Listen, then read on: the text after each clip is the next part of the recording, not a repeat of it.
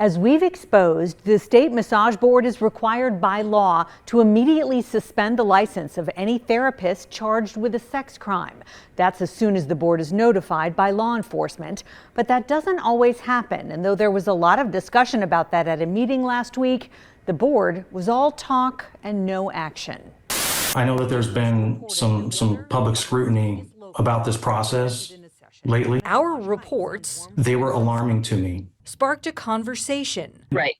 Correct. About whether the massage board is doing its job as the law requires to take action against massage therapists charged with sexual misconduct. So there's been some disconnect with how things get handled. That disconnect was made clear not only through our reporting, but also with another case that came before the board on January 8th. I have no intention of ever working as a massage therapist again. Court records show Brian K. Blanchard was charged with sexually motivated coercion in 2022.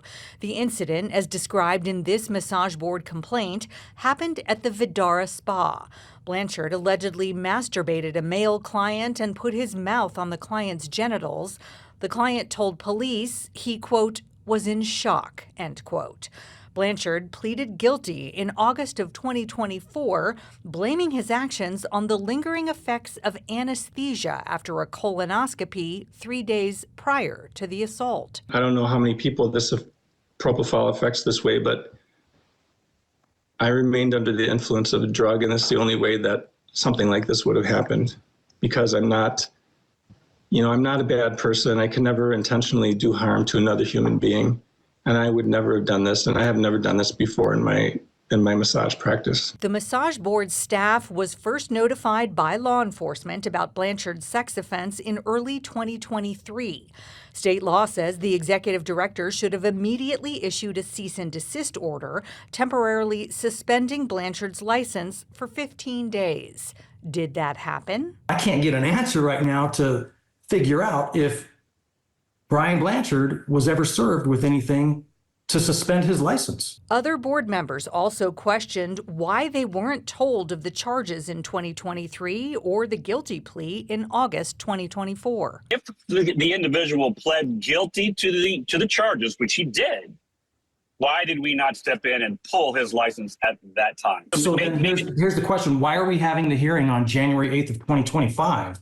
I can't answer that. 2 years after the massage board was notified of the charges and nearly 5 months after he pleaded guilty to a sex crime, Blanchard was allowed to voluntarily surrender his massage license. I take full responsibility if things were not done correctly, but I really trusted what the processes that were in place were. Another hole in the oversight process was revealed when board members learned that staff also doesn't tell employers when a therapist's license is suspended. So I can get a suspension and I can keep going to work every day as if nothing happened, and my employer doesn't know and the board doesn't know. We don't notify the employer?